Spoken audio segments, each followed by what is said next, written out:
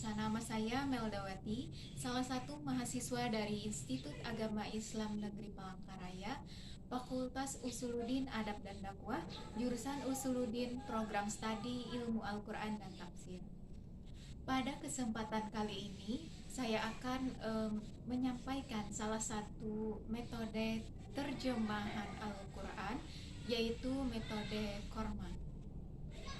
Baiklah, sebagaimana yang kita ketahui bahwa Al-Quran merupakan pedoman hidup, tentunya harus dapat dipahami dan diamalkan, sementara kemampuan memahami dan mengamalkan Al-Quran masih banyak terkendala dalam bahasa, khususnya bagi masyarakat Indonesia dan umumnya masyarakat non-Arab.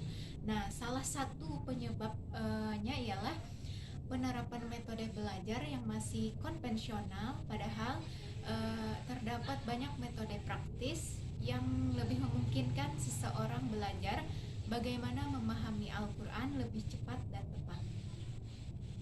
Nah, jadi di sini salah satu metode terjemah Al-Quran yang akan saya jelaskan seperti yang saya sampaikan di awal tadi, yaitu metode Korma. Nah, apa sebenarnya metode Korma itu? Metode Korma di sini yaitu belajar cepat terjemah Al-Quran, sistem 3 hari untuk pemula. Nah, ini menjawab keraguan masyarakat apakah benar Al-Quran dapat dipelajari dalam waktu yang relatif singkat. Nah, dalam metode ini membuktikan betapa mudahnya belajar Al-Quran. Dan ini sebagaimana firman Allah dalam surat Al-Qamar ayat 7. وَلَقَدْ يَسَّرْنَا الْقُرْآنَ لِلذِّكْرِ فَهَلْ مِن مُّدَّكِرٍ. Di dalam metode ini ada 4 langkah praktis dan cepat dalam memahami terjemah Al-Quran. Di antaranya memperhatikan bentuk kata dalam Al-Quran. Kedua, mengetahui makna dari setiap huruf yang berfungsi sebagai kata depan, seperti kata sambung, huruf-huruf bermakna lainnya. Yang ketiga, mengetahui huruf-huruf tambahan pada awal kata atau akhirannya, ataupun sisipannya, serta memahami fungsi dari setiap bentuk kata tersebut. Nah, yang terakhir yaitu yang keempat, mengetahui akar kata dari setiap kosakata yang ada dan mengetahui makna-maknanya. Nah, apabila keempat langkah ini tadi dapat kita lakukan dengan baik, insya Allah dapat memahami terjemah Al-Quran dengan cepat dan praktis. Nah, selanjutnya, kenapa sih nama dari metode ini dinamakan metode Korma? Nah, pada awal mula terbentuknya metode ini adalah sebuah pembaharuan dari metode Al-Banna dan metode Tamyiz. Ini adalah kerjasama antara Al-Quran Cordoba dan Al-Quran Cordoba Indonesia. Nah, lalu menerbitkan sebuah metode belajar terjemah Al-Quran secara praktis dan cepat dengan sistem 3 hari. Nah, dengan demikian, dengan adanya metode Korma ini, yaitu agar masyarakat pada umumnya bisa dengan mudah memahami Al-Quran dan menerjemahkan Al-Quran. Dan metode Korma ini adalah sebuah metode Al-Banna yang artinya membangun.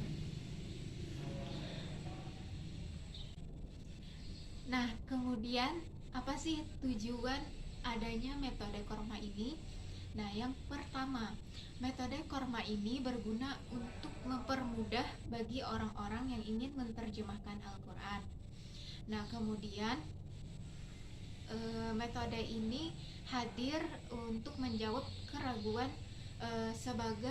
sebagian masyarakat apakah benar Al-Quran dapat dipelajari dalam waktu yang relatif singkat. Nah, dengan metode ini membuktikan betapa mudah dan nikmatnya membaca Al-Quran sebagaimana firman Allah yang sudah saya paparkan sebelumnya.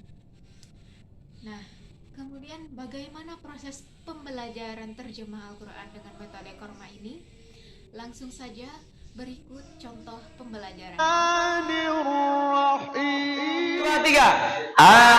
Apakah Allah ingatlah ilah kepada bidenganlah untuk Allah di atas di dalam mindari seperti lam tidak ma tidak la tidaklah jangan inna sesungguhnya illa kecuali iza apabila am atau pamaka wadan pamaka walakin akan tetapi.